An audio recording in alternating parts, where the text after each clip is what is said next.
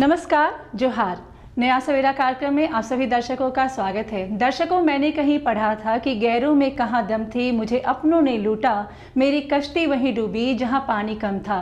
गैर यानी कि अंग्रेज, जिसे हमारे क्रांतिकारियों ने यहाँ से खदेड़ दिया। पर विडंबना देखिए कि हमारे अपने के खिलाफ बगावत करने लगे।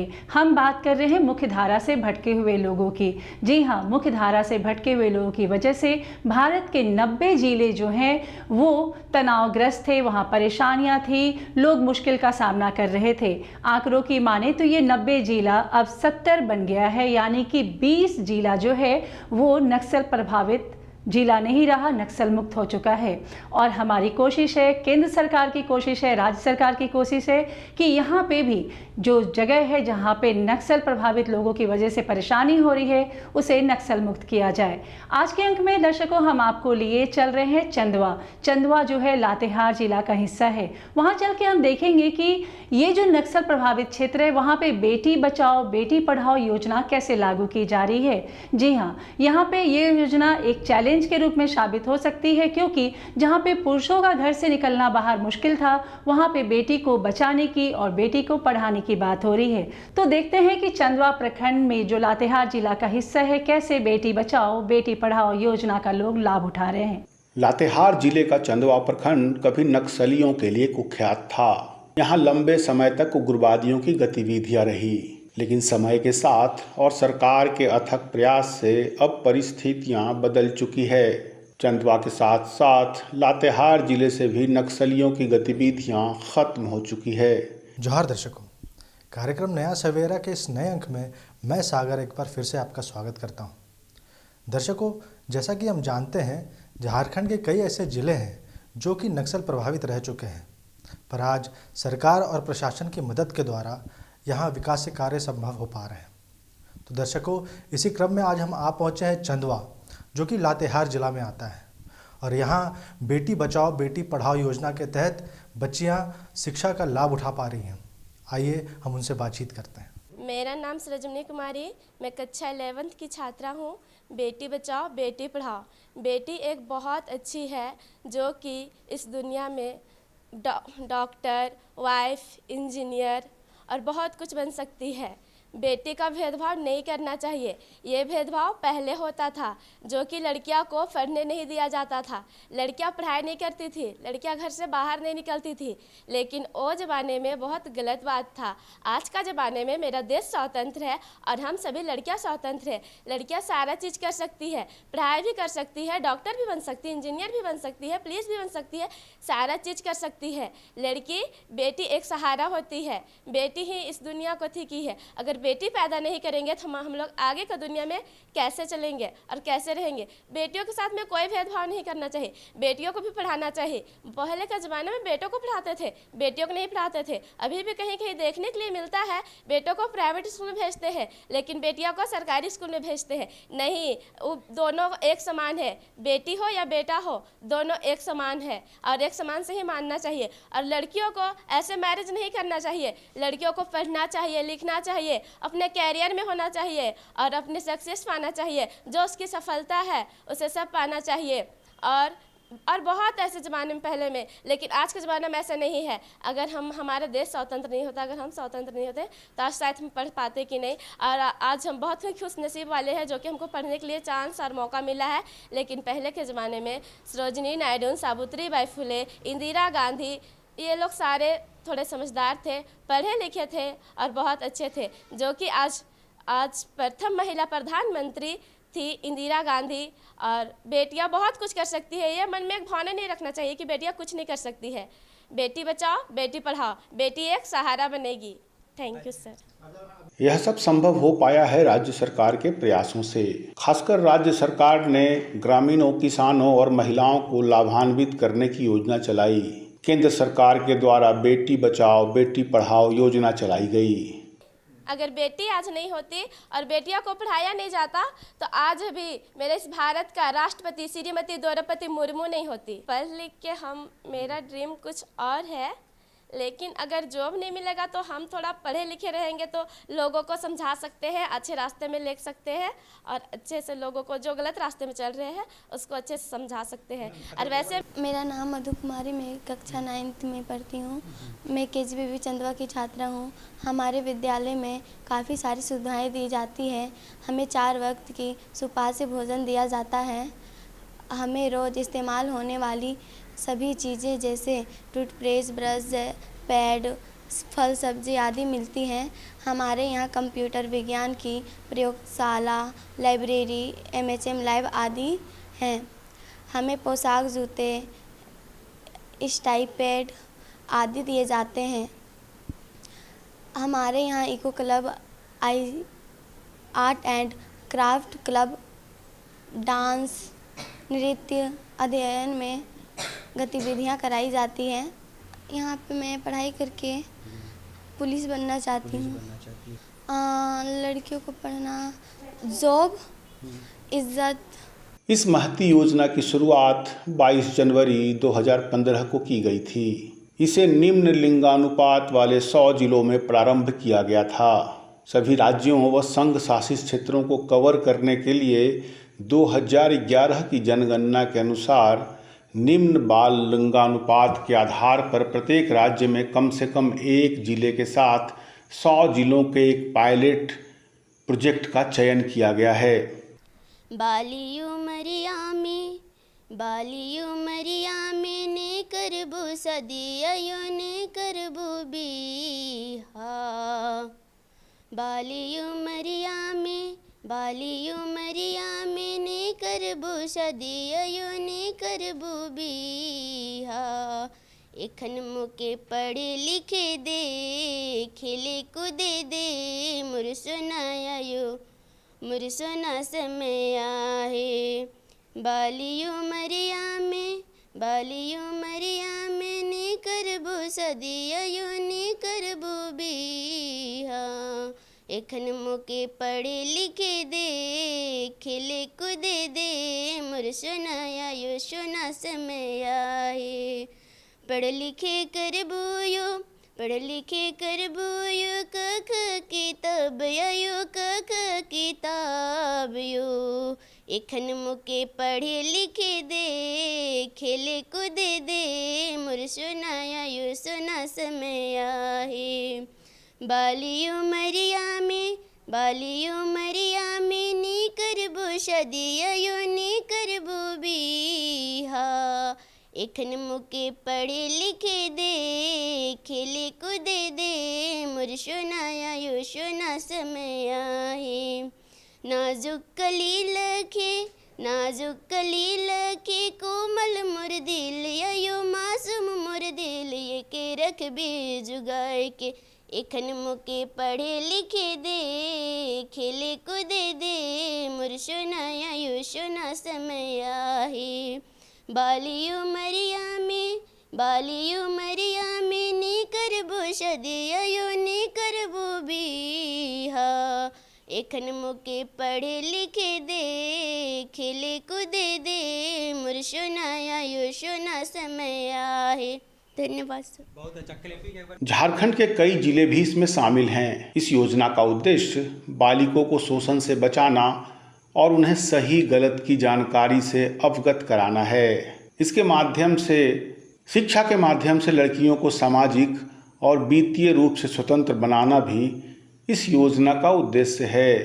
बेटी छवा के ना तो गरिया बियो कर बिदुलार। बेटी छवा के ना तो गरिया बियो कर बिदुलार। बेटी जन्म दिले आयो सो बेला करियो। बेटा जन्म दिले बाबा बरसैला फूल। बेटी जन्म दिले आयो सो बेला गरियो। बेटा जन्म दिले बाबा बरसैला फूल। बेटी छवा के ना तो गरिया बियो कर बिदुलार। बेटी छवा के ना तो गरिया बियो कर बिदुलार। बेटी जन्म दिले आयो सो बेला गरियो। बेटा जन्म दिले बाबा घर मतवार, बेटी जन्म दिले आयो शोभेला घर यो, बेटा जन्म दिले बाबा घर मतवार। बेटी छुआ के बड़ा बेली खबियो बनाबे महान, बेटी छुआ के बड़ा बेली खबियो बनाबे महान। बेटी जन्म दिले आयो शोभेला घर यो, बेटा जन्म दिले बाबा घर मतवार, बेटा जन्म दिले आयो शोभेला घर यो, बेटा जन्म दिले बाबा घर मतवार। बेटी छुआ के ना तो गरिया बियो करबे दुलार, बेटी छुआ के ना तो गरिया बियो करबे दुलार। बेटी जन्म दिले आयो शोभेला घर यो, बेटा जन्म दिले बाबा घर मतवार। बेटी जन्म दिले आयो शोभेला घर यो, बेटा जन्म दिले बाबा घर मतवार। इसके अलावा महिलाओं के लिए कल्याणकारी सेवाएं वितरित करने में सुधार करना इसका लक्ष्य है। इस योजना के तहत मुख्य रूप से लड़के एवं लड़कियों के लिंग अनुपात में ध्यान केंद्रित किया गया है, ताकि महिलाओं के साथ हो रहे भेदभाव को रोका जा सके। मेरा नाम शिवानी कुमारी है और मैं कस्तूरबा गांधी बालिका विद्यालय के ICT इंस्ट्रक्टर हूँ। बच्चे ऑनलाइन एजुकेशन ले पाते हैं, कंप्यूटर का नॉलेज ले रहे हैं और ऑनलाइन एजुकेशन तो आजकल डिजिटल होना बहुत ज़रूरी है, इसलिए ICT लैब का भी बहुत ज़रूरत है। तो बच्चे इससे बहुत कुछ सीख रहे हैं। क्या सिखाती हैं? कंप्यूटर लैब में मैं सिखाती हूँ। सबसे पहले तो बच्चों को बेसिक सिखाती हूँ, कंप्यूटर कैसे ऑन करना है, ऑफ़ करना है। उसके बाद ड्राइंग है, MS वर्ड है, एक्सेल है, धीरे धीरे करके बच्चों को सिखाती हूँ। पढ़ाई में कितना सहयोग होता है? मेरे साइड से तो हम कोशिश करते हैं 100% जो बच्चों को। जैसे एक बुक में पढ़ाया जाता है, बहुत सी बच्चियाँ के भूल जाती हैं, हाँ, है ना, तो नेट के थ्रू उसको रिवीजन भी कर सकती है। नेट उसके पे भी है। मेरे जाने के बाद भी बच्चे आते हैं यहाँ पे बैठ के ऑनलाइन एजुकेशन ले पाते हैं अच्छे से। जो जिस सब्जेक्ट के टीचर भी नहीं है तो वो लोग पढ़ पाते हैं वहाँ पे बैठ के ऑनलाइन। हाँ, मेरा नाम सविता टोपोवा, मैं कस्तूरबा गांधी चंदवा में अकाउंटेंट के पोस्ट पर हूँ और 2005 से मैं सेवा दे रही हूँ। शिक्षा के अलावा यहाँ पर ओपन जिम है, जिससे बच्चे एक्सरसाइज वगैरह करते फिट रहते हैं। खाने की बहुत अच्छी सुविधा है। बच्चे के दैनिक यूज के लिए जो भी है ज़रूरी साबुन वगैरह सारा चीज़ मिलता है। पठन पाठन का जो भी है, बुक वगैरह, ड्रेस वगैरह, सारा कुछ यहाँ फ्री है। इसके साथ में ICT है, जो काफ़ी अच्छा लोग का माध्यम हो गया पढ़ाई के लिए। और अभी जिम वगैरह सब लग रहा है और अभी लैंग्वेज का भी कुछ लैब वगैरह लगने वाला है। हम लोग PM3 कैटेगरी में आ चुके हैं, PM3 विद्यालय में, तो इसमें अभी और सुविधाएं बढ़ेंगी, पहले से बेहतर सुविधाएं अभी हमें। कौशल विकास के तहत बच्चियों को क्या सिखाया जाता है? कौशल विकास के तहत यहाँ पर बच्चियों को सिखाया जा रहा है। वो लातेहार से एक संस्था है, वो आती हैं, बच्चे को ले जाती हैं और नर्सिंग या पॉलिटेक्निक से रिलेटेड उनको कोर्स करा रही हैं। तो दर्शकों, हमने देखा चंदवा प्रखंड लातेहार जिला की कहानी कि वहाँ पे कैसे बेटी बचाओ बेटी पढ़ाओ योजना का लाभ लोग उठा रहे हैं और निश्चय ही उनके जीवन में नया सवेरा का उदय हो चुका है। अब हम रुक करेंगे खूंटी में हम जाएंगे तोरपा। दर्शकों, हम यहाँ पे बात कर रहे हैं मुख्य धारा से भटके हुए लोगों को मुख्य धारा से जोड़ने की, साथ ही साथ हम बात कर रहे हैं कि मुख्य धारा से भटके हुए लोगों की वजह से जो विकास का सूरज अस्त हो चुका था, वहाँ पे कैसे हम विकास का सूरज का उदय करें। और ये अपने आप में एक काफ़ी बड़ा चैलेंज है, बहुत बड़ी चुनौती है, जिस पे काबू करने के लिए बहुत तरह की योजना चलाई जा रही है। इस योजना का लोग लाभ कैसे उठा रहे हैं, ये योजना धरातल पे कितना काम कर रही है, इन तमाम बातों की जानकारी लेने के लिए चलिए रूबरू होते हैं वहाँ के प्रखंड विकास पदाधिकारी से। तो आइए मिलते हैं तोरपा के प्रखंड विकास पदाधिकारी जी से, उनसे जानते हैं कि योजना कैसे काम कर रही है, लोग उसका लाभ कैसे उठा रहे हैं। खूंटी जिले के तोरपा प्रखंड में इन दिनों सरकार की महत्वाकांक्षी योजनाओं की चर्चाएं गांव-गांव में खूब हो रही है। खासकर नक्सल प्रभावित क्षेत्र कहे जाने वाले सुदूरवर्ती गांवों में सरकार की योजनाओं का खूब प्रचार प्रसार किया जा रहा है। इससे तमाम लाभुकों को भी जोड़ा जा रहा है। जोहार, मैं संदीप और कार्यक्रम नया सवेरा में आप सबों का स्वागत है। नया सवेरा कार्यक्रम के माध्यम से झारखंड के नक्सल प्रभावित क्षेत्रों में हो रहे विकास कार्यों से किस तरीके से बदलाव हो रहा है, लोग किस तरीके से सरकारी योजनाओं का लाभ ले रहे हैं, इन सारी विषयों से हम आपको रूबरू कराते हैं। इसी कड़ी में हम आप पहुँचे हैं खूंटी जिला के तुरपा प्रखंड में और हमारे साथ प्रखंड विकास पदाधिकारी हैं। आइए उनसे हम जानते हैं कि यहाँ पे कौन कौन सी योजना चल रही है, लोग किस तरीके से लाभान्वित हो रहे हैं, उनके जीवन में कितना बदलाव हुआ है। आइए हम जानते हैं। धन्यवाद। देखिए, तुरपा विकास के मार्ग पर काफ़ी तेज़ी गति से बढ़ रहा है। अभी मैंने आपको कुछ देर पहले बताया था कि हमारे यहाँ वैसे तो बहुत सारी स्कीम्स योजनाएं चल रही हैं, बहुत सारी योजनाएं चल रही हैं और कुछ योजनाओं का मैं नाम लेना चाहूँगा जहाँ पर तुरपा ने काफ़ी अच्छा प्रदर्शन किया है।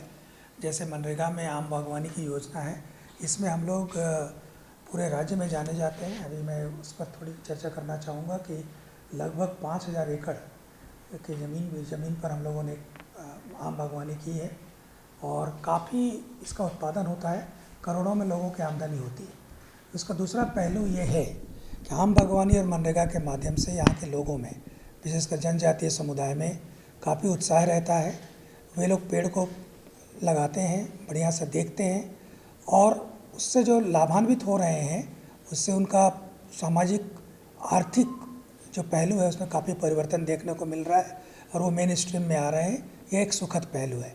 इसके अलावा शिक्षा के क्षेत्र में भी हम लोगों ने काफ़ी प्रयास किया है। प्रोजेक्ट इम्पैक्ट के माध्यम से पठन पाठन में जो इफ़ेक्टिव होना चाहिए वो हम लोगों ने प्रयास किया है।